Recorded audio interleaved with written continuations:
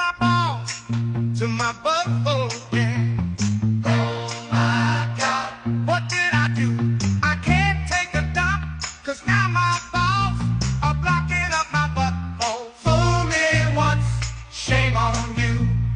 Fool me twice, shame on you. Good God, I pulled too hard, now my scrotum's stretched out like a fucking yard. Oh God, I grew my balls to my butthole, baby.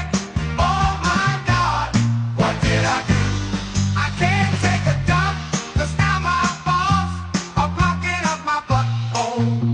My lady doesn't want a life, I'm watching her man use a butter knife, face down, ass up, trying so.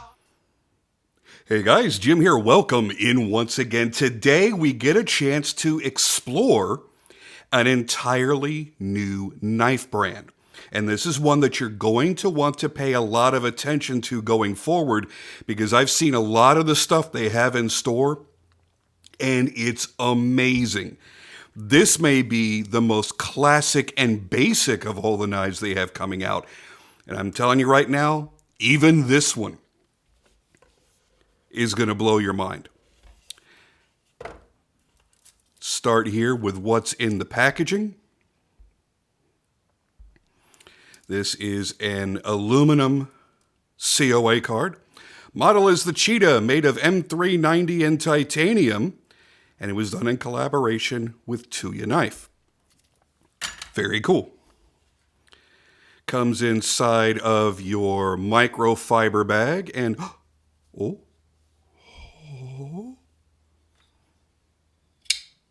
yeah.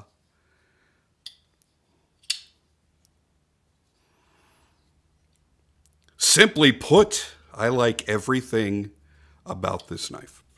Let's get all this stuff out of the way and talk a little bit about it. Now, Vanguard Knives is an all-new knife brand owned by Patrick Holenstein in Switzerland, who also owns PMP Knives.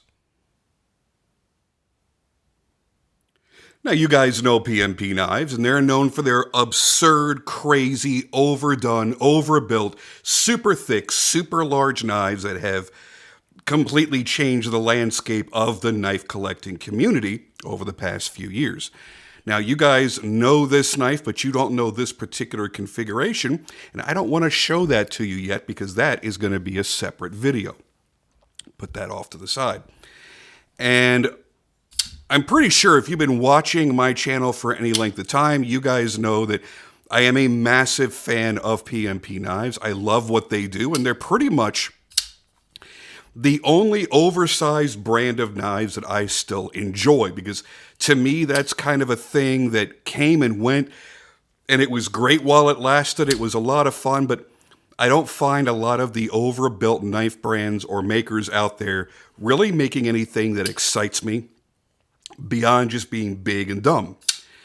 And what Patrick has been able to do is offer some crazy designs, extraordinarily well made, to the point where you don't even care what the size or thickness of the knife is. You just revel in how great it feels, how great the action is, how remarkable the cutting ability is, even on ridiculous stuff like this. And you just go, I've got a really good knife here. And it performs far beyond what I would have expected this kind of gimmick to really be. And that's what he does really, really, really well. But what he wanted to do was create an all-new brand, knives that are more classic, a bit more elegant in some of them, and more practical, completely separate from PMP, which again is all about big, beefy, and over the top. Now, instead of diluting the PMP brand by offering some more practical models under the PMP umbrella, he wanted to keep that brand focused and then create a new brand that will also be focused on key design elements all its own. Now, this one is a special collaboration with Kevin over at Tuya Knife. And I know you're waiting for me to say it. You're waiting for me to acknowledge it, waiting for me to point out that the overall design kind of looks like... But no, I won't do it. What I will say is this. What an excellent practical blade shape for absolutely everything you might ever need a knife for. And I appreciate the neutral ergonomics of the handle. And what makes it a bit more special? No, not the inlay, which I really do like. It's the ceramic bearings and the ceramic detent, woo-hoo-hoo-hoo, that make for a crazy fast, crazy smooth, and snappy flicking action. And yes, you're encouraged to flick it. Can you still slow roll it? Oh yeah. Oh yeah. If that's what you prefer. Oh yeah, Daddy. But a lot of us have dreamed of this kind of design with that kind of action. And now we've got it. And the only other time we saw that in a production knife or a semi-custom, they were extraordinarily expensive and very, very, very, very difficult to get on the list for. And they were front flippers. And not all of us like front flippers. So to get this, and I want to say the price is $250. I'm not 100% sure. I remember that it was under $300, and $250 is what's in my head. So we're going to roll with that, okay? But you can double check my numbers if you'd like, because they're going to be available, and you can check them right now. White Mountain Knives, DLT Trading, and Tools for Gents. If I were to point you in only one direction, I know it's going to sound weird because they're in Germany and that adds a little tiny bit to your shipping time. Not nearly as much as you would expect, by the way. I would say buy from Tools for Gents. Love those guys. Richard and his crew over there, they are knife guys like us. They live for knives. They love knives. And most of what they offer is stuff that they personally chose because they like the designs. They like the practicality or the usefulness or whatever that feature was in the knife they chose. They stock it because they love it. And they've had a great relationship with Patrick at PMP Knives for a good long time. Now, yeah, it's coming from Germany, but you'll get it in like 4 or 5 days. It's nuts how fast they ship. But if you do want to order from a US-based retailer, DLT and White Mountain, excellent, excellent places to shop from. And you could double check the price there. It should be, I don't know why I'm getting the hiccups all of a sudden. Yeah, I do. I downed that coffee in record time, which also means I might have to take a break to go to the bathroom. So excuse me if I do that. I will try to remember to turn the microphone off. Oh man, I dig this. A lot of people love this overall shape, this overall profile, and this overall size, and have never been able to afford the knives that have made this look famous. And now I think most everybody can. Now, it's a little bit, not a little bit, it is thinner in the titanium. And I want to make sure everybody's aware of this. I do wish the titanium frame was thicker. I'll put that out there. And it has seemingly thinner blade stock. I also love the way they crowned the spine, by the way. Not something you often see in this price range. Another thing that you don't really ever see in this price range is a full hand-rubbed satin blade, and very, very nicely done, by the way. Dual thumb studs. It's not just a thumb stud on one side. Nice solid lockup that's not a 50% plus lockup. Those of you more serious collectors among us know why I said that. And you've got a nice relief cut here that makes it very easy to get to the textured frame lock. Very easy to get to it. But yeah, I wish that the titanium was a little bit thicker. I wish the knife overall was a little bit heavier. This only weighs 4.1 ounces, which for most people, honestly, is going to be perfect because that means it's really lightweight and really easy to carry. Also, being slim makes it easy to carry as well. So as far as carrying it in the pocket, it's a dream. It just doesn't feel as robust, let's put it that way. As if it would have had the thicker titanium and thicker blade, it would have been a little bit more robust. But again, they're doing these to be very, very different from what they do at PMP. So perhaps if everything was a little bit thicker, Patrick might have gone, it's not different enough from PMP to be into that separate brand yet. So I don't know. I can't read people's minds. I do really dig the look of the pivot, by the way. I'm not crazy about how it feels because you can kind of feel the edges of it a little bit. Now, they're not sharp. I wouldn't expect that they're going to cut you. And honestly, if you're doing a pinch grip for any kind of cutting, when you're pinching on it, it's almost like jimping. Your thumb, for sure, locks in and doesn't move because it kind of grabs the flesh. But it's a little tiny bit sharp, and some people may not appreciate that. But overall, the build quality is fantastic. The finish is great. I'm not usually one that appreciates a full-length backspacer, but this full-length titanium backspacer looks really, really good. And that adds a little bit of heft to the knife that I think that it really, really needed. If this knife was about 5 ounces, I think it would give you that feel like I could take on the world. You know, there's just something about it. I really love the action of this thing. Oh, man. And, by the way, a lot of people are going to comment immediately on the pocket clip because it's a much shorter pocket clip than you would be expecting. It's also a milled titanium pocket clip. There's nothing cheap looking or cheap feeling about it. What I will say is this, it has a lot of tension. And if you're wearing jeans, it's a little bit challenging, or any kind of pants that have a very thick double sewn lip around the pocket. It's a little bit challenging to kind of pop into there because this ramp isn't graduated enough. It's a very obtuse angle. So you do have to kind of give it that little push and then stab to get into the pocket, and then a good hard jerk to get it out. So it's effective. It's definitely not going to come out of your pocket by accident. It's a conscious effort. And because of that, I would have liked to have seen a lanyard opening, just because those of you that like to have a lanyard to pop out a somewhat harder pocket clip might have found that a little bit easier. But I've only got a couple of tiny nitpicks about this whole knife, honestly. I think overall it's just awesome.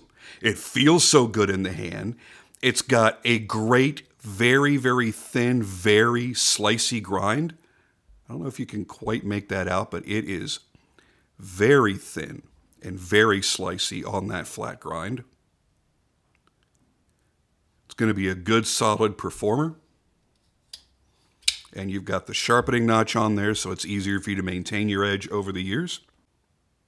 I think it's time to give a quick thank you to this video's sponsor. And that sponsor is me. Yeah, I don't do the whole sponsor thing. I'm not saying I'm above it, but I don't do it. Just to let you guys know, and I did a collaboration with Fanatic Edge Knives on my Caladan model. And if you're interested in something wild, different, and very, very limited, we made 2, and only 2, in this splinter camo Cerakote variation of the Caladan. And they are available on my website right now. Only 2 are there, and they're the only 2 that were ever made. So if you want something unique, you like my Caladan model, you like the ergonomics, and you love the way that Tuya did the action, yes, and that's why I brought this out, because Tuya.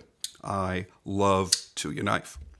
So I am today's sponsor, as long as a couple of you buy the knives, then it will have paid for doing the video. Okay. Now, see, no big, long ad read. I'm not going to make you play a mobile app game or anything like that. Who is this knife for? Number one, it is going to be for that higher-end collector that you're looking for that classic, everyday, perfect EDC knife that was just unfortunately just a touch beyond your financial reach. And that may have even been back, 7, 8 years ago when they were, $425, $450 in a plain Jane model. Now they're what, like $600 or something? I haven't shopped for one for a while. They've gotten very, very, very expensive, and for upgrades that a lot of people felt they didn't need. Anyway, not going to get into that. It's still one of my absolute favorites. I'm certainly not ever going to trash it. But this gives you that familiar feeling of something that you've always wanted, but for whatever reason never got. And it gives you that modern, snappy, fast action with a very smooth not drop free, but smooth dropping action. And you've got the inlays. The times that you're able to see inlays in this style of knife usually costs a lot of money. This is in a standard 2x2 twill carbon fiber. So you've still got that nice three-dimensional kind of wavy look to it without it being a crazy expensive carbon fiber. And, as is my favorite way of doing things, they put an inlay on the backside, on the frame, instead of being a plain titanium frame lock like 98% of all other titanium frame locks on the market. Looks really, really good. In case you're wondering on the technical stuff, yes, it does have an over travel stop for the titanium lock bar, and it does have a steel lock insert, so you have steel on steel instead of titanium on steel at the lockup. So that lock should never migrate, and it should never gall and stick because you have steel on steel lockup. The action, as I mentioned a million times, is fantastic. The thumb ramp with the jimping, this is undercut jimping. So if you're going this way, it's kind of smooth. But if you're going this way, the meat of your thumb gets grabbed. Gets grabbed? Is that the way you would say it? Well, I don't know. It's very grabby and it grips the flesh, and it's fan-friggin-tastic. That is some of the best fine jimping you're ever going to feel in any price range. It's done very, very well. It's got a nice reinforced tip. It doesn't get down to be overly delicate. And you cannot hit that tip in any way, even if you jam your finger. I mean, you really would have to jam your finger in there to catch that tip. No worries about that whatsoever. And now that I am a bleeder, I have that concern. I listened for so many years, people complaining about, I can jam my finger unnecessarily into the frame and catch the heel of the edge, or I can catch the tip of the blade. And ouchies, I got ouchies. Now I get it. Now that I'm a bleeder, now that I'm on blood thinners and I have to worry about every little thing, I don't want to get cut because I don't want to bleed out and die. Little things like that. Now I see where that concern has come from. So I am kind of more on the lookout for that myself these days when I'm evaluating knives for purchase. So there you go. That's my thoughts on the Cheetah. This is a brand, the Vanguard Knives is a brand that you're going to want to keep an eye on. Go look at their Instagram, which has been on the screen this entire video in case you haven't realized it. They are doing some collaborations with my good friend, Jeff Blauvelt. You guys know him as Tough Knives, or way, way back in the YouTube early days, glory days of knife tubing, Tough Thumbs. Some of the coolest designs that he makes as customs, Vanguard is going to be offering in production models. And I would expect the quality to be amazing. I would expect the action to be effortless, just like the Cheetah. But I would expect the price to probably be a little bit higher. Now, the cool thing is, Patrick is very aware of pricing. That's why the PMPs, they never get ridiculous. Okay, I don't want to say never. One did get very, very high, but it was crazy materials. But he knows what people want because he's a knife lover himself, and he knows what people want to spend. So keep your eye on the brand. I'm going to do my best to have as many under my lens as possible. I've already told Patrick, I'm like, anything you're doing with Jeff, I have to have. I absolutely have to have. Really, really respect Jeff. Love Jeff. He's been a good friend of mine for over a decade. And I also love his work. I love his design work. I love his execution, his crazy artist mind. And I'm excited to see what happens when these two get together. Another thing that you want to be aware of is what Patrick is aiming to do with Vanguard. Like right now, this is made overseas, Far East. This is made in China. But he is planning this integration of his business model with worldwide manufacturing. He's looking at manufacturing in the US and in Switzerland where he lives so that you're able to get different, I don't want to say different levels of quality because the quality on this is stupid. It's great. But he wants to satisfy those people that just don't want to hear that word anymore. I don't want to hear China. Okay, fine, whatever, dude. I get it. Not arguing it. So he wants to expand out and do true worldwide manufacturing. So the more successful these early models are, the quicker he's going to be able to do that. And yeah, this is going to be in my pocket a lot. To me, it's the perfect size, which we really haven't gone over yet. But I did have it in the beginning of the video there. 3 1/4 inch blade, 7.68 inches overall. Really, really good size for everyday carry. It's already been in my pocket. It's going to go right back in my pocket as soon as I stop rolling here.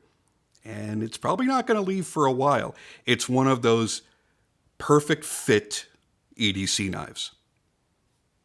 And I'm super excited about it. I'm super excited about the brand. And I'm super excited to be one of the few that got one of these early. I know Stassa, go check out Stassa23, my good buddy Nick. He's already shown one in a video. I don't think he's done a full review yet, but he showed it with a few other knives.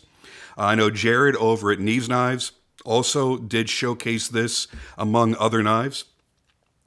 And it's every bit as good as you want it to be. You're looking at this going, I really dig that, but I'm worried at only $250. Is it going to be what I have in my head? Yeah, I think it will be. I think it's not only going to live up to whatever it is that you want, I think it's probably going to exceed your expectations, because I had an idea of it when I saw the first pictures on their Instagram. And I'm like, well, I know why I like it, but how'd they execute it? How does it feel in the hand? How's the finishing? How's the inlay? How's the action? And I gotta say, I'm super stoked. I think it's just damn awesome. So anyway, here's to what may end up being one of your favorite EDC style knives of the year. It's certainly going to end up in my top picks for the year. I feel it already. And until next time, when the next new models come out, I'll be sitting here waiting with bated breath.